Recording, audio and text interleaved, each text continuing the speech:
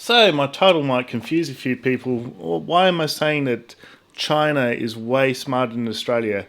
Why am I saying this? Because it's true. China is way smarter than the average Australian. The Chinese person is way smarter. Chinese government's way smarter than the Australian government. Everything. And I've got this video here that will illustrate it a bit better. So let's have a look and I'll analyse it. Here we go. At the height of the coronavirus crisis in China, before it spread to our shores, companies there were quietly shipping vital medical supplies from Australia to Wuhan. From today, they'll face tens of thousands of dollars in fines, possibly years behind bars, if they continue. So there we go. So basically we had Australian companies, I'm assuming with Chinese ties, Chinese Australian citizens with Chinese ancestry, I'm assuming, but we'll get into that in a minute.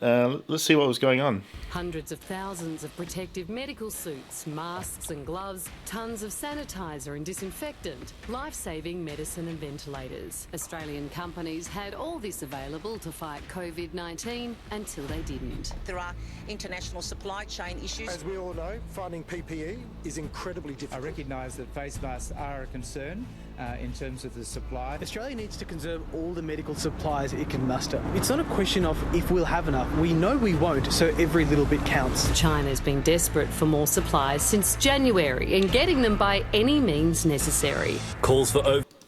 So this is the interesting bit. Here we go.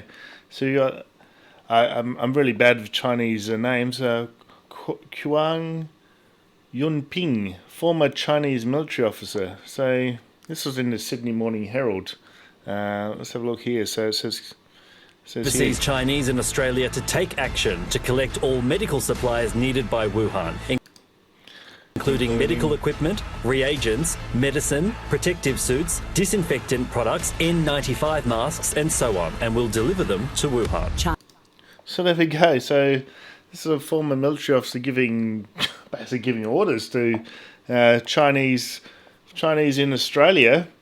Yeah, I'm assuming they're citizens. I'm assuming they're citizens here. What are they on like travel visas?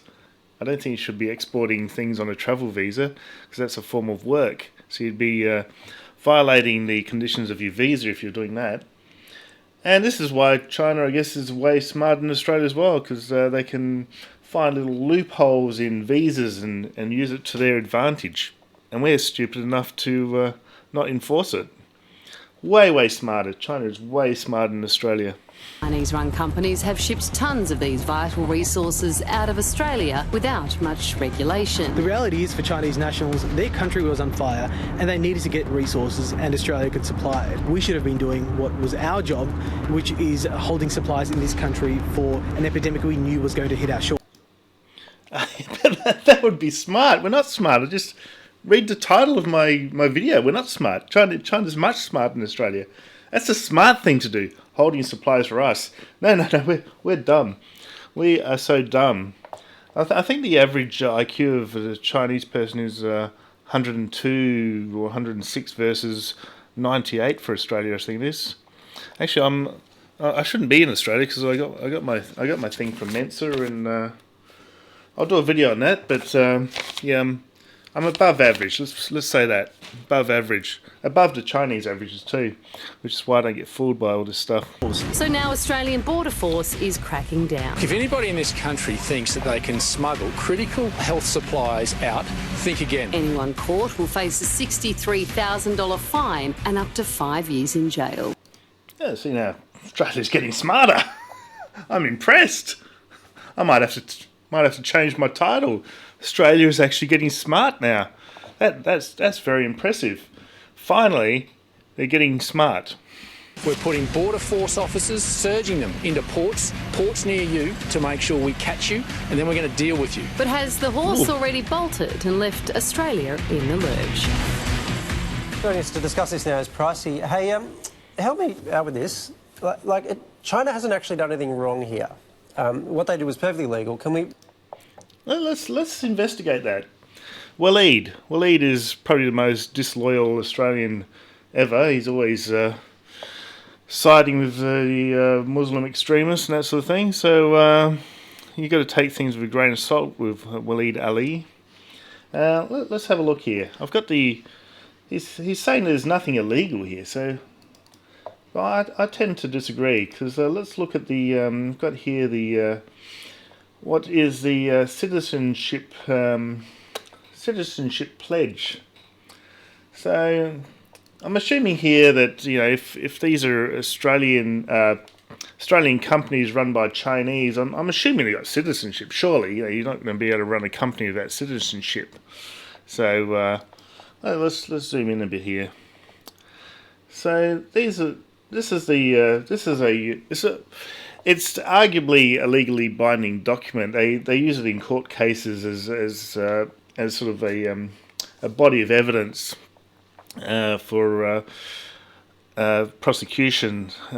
So here we go. Australian Citizenship Pledge. So if you're a Chinese person, you've come here and you want to become a citizen, this is the pledge that you make. So all Australian citizens should understand what it means to be a citizen as a critical part of building our nation.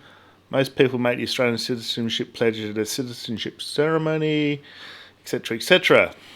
So what does it say? So they've got two versions. One mentions God, the other doesn't. So we'll do the one mentioning God first. From this time forward, under God, I pledge my loyalty to Australia and its people. So if this is a legally binding pledge, just tell me, audience. Does that sound like something that somebody that is loyal to Australia would be doing? Would they be taking orders? So I'll just put my video back on. Would they be taking orders from a Chinese military person to gather together all personal protective equipment and send it back to Wuhan? Is that something that's a loyalty to Australia and its people? Because it says, I pledge my loyalty to Australia and its people. It's quite blatant there. This is from the Australian government website, as you can see there on the bottom right-hand corner. This is the Home Affairs immigration website. So it says, I pledge my loyalty to Australia and its people, whose democratic beliefs I share, whose rights and liberties I respect. Yeah, it doesn't sound like they're respecting, is it? And whose laws I will uphold and obey. So I think these people, that not only should they be getting fines, but I think they should have their citizenships basically stripped from them, because they are dishonouring this pledge. This is the pledge that they made to become an Australian citizen, and if they're breaking the law like this and the loyalty against Australia, I think they should have their citizenship stripped from them. So there we go. So let's go back and see what Waleed and Steve Price has to say about this. Let's get the preview window back up again. All right. So what has he got to say? So I disagree with Waleed there. I think they are doing something wrong legally. Because this guy, Waleed was like a lawyer, so he loves to bring the lawyer in, doesn't he? So let's have a look here. Let's go back a fraction here. Joining us to discuss this now is Pricey. Hey, help me out with this. China hasn't actually done anything wrong here.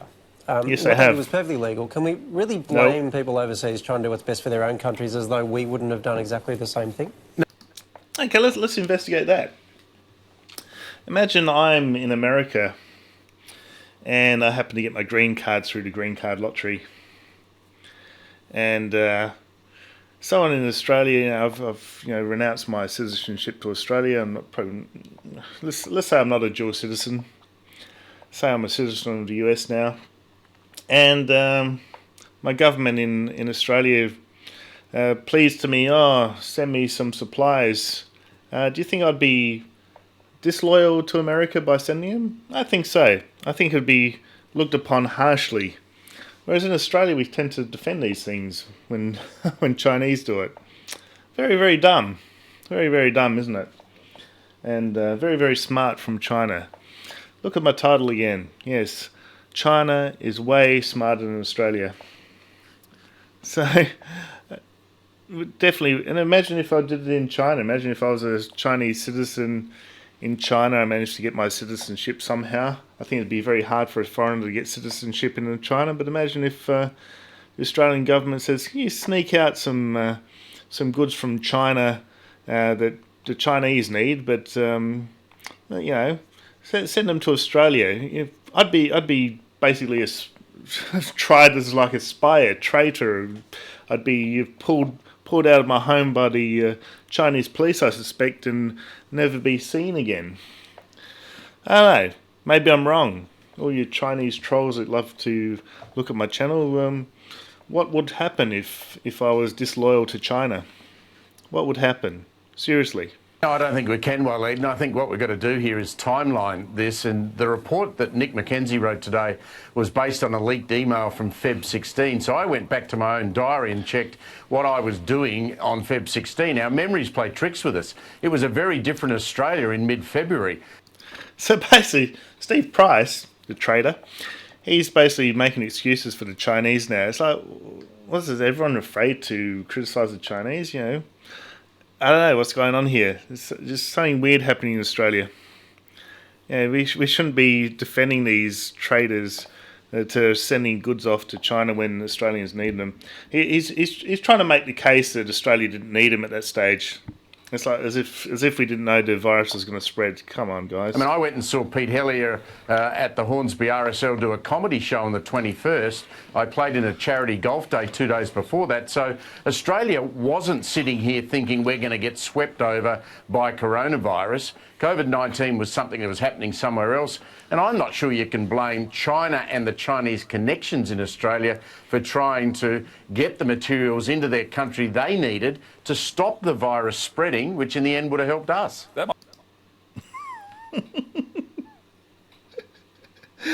thing is, the CCP were trying to cover it up. Oh, dearie me. Steve Price, mate. Maybe I should send you an email. You're absolutely clueless about this whole situation. Might be the weirdest plug I've ever received, Pricey, but thanks for that, mate. Take them where you can get them, Petey. Yeah, very, very funny, Pricey, guys. do you think these new penalties are enough, or has the damage been done? Oh, I think, Rachel, 5 years jail and multi-$1,000 fines will stand people up pretty quickly. I mean, Peter Dutton said that's the maximum fine. Border Force and Border Controls now will have a much, I think, tougher look at what's going out of the country. We should not be letting this stuff go now. And so he's changing his tune now that we actually need it. So this is why China's smart in Australia. They would have seen ahead that if the virus had started in Australia and was spreading around the world, Chinese would never have let any supplies come to Australia. That's for sure. They would have kept them for themselves, guaranteed. Anyone, no matter where they come from, shouldn't be stockpiling this stuff and sneaking it out of the country. I'm pleased that's happened. Let's hope we can keep this material here. But I do know there's some really good breaking news tonight from Fortescue and Andrew Forrest.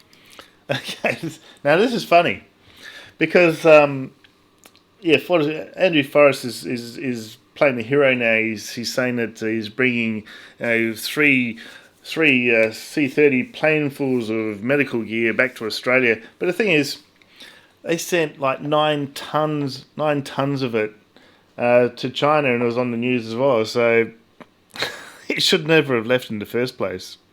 Well, it's just going around in circles. It's going on a holiday through to Wuhan and back again, is it? His Minderoo Foundation, and I find this incredible, has filled up 3 A330 aircraft, chartered them from Air China, well done. And they're flying this material, and it includes incredible numbers: 400 surgical masks, $2.3 million medical grade gloves. You've got 600 cubic metres and 90 tonnes of medical supplies. Dear. That's all on the way from China to Australia to help us out. And what a wonderful Australian Twiggy Forrest is for doing that. Yeah, that is great news. Thanks so much, Pricey. Appreciate it. Cheers.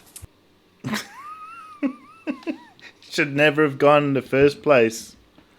And this, I conclude, I rest my case, Your Honour.